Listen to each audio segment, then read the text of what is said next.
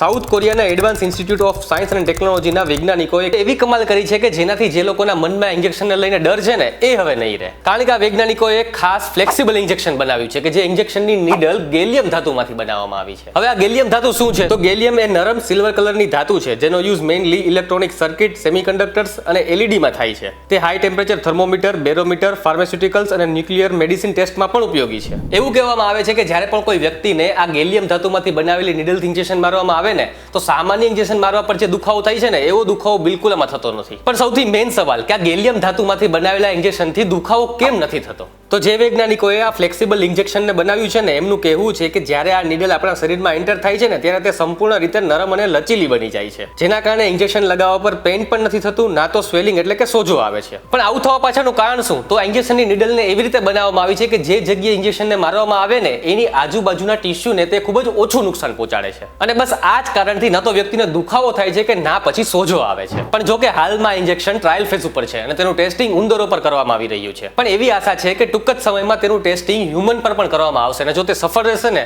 તો ખૂબ જ ઓછા સમયમાં આખી દુનિયામાં તેનો ઉપયોગ માટે અવેલેબલ કરાવવામાં આવશે. તો આજના વિડીયોમાં મેં તમને એક એવા ઇન્જેક્શનની વાત કરી કે જે ફ્લેક્સિબલ છે અને જો આ ઇન્જેક્શન માર્કેટમાં આવી ગયું ને તો પેઇનનું ટેન્શન એકદમ ખતમ થઈ જશે.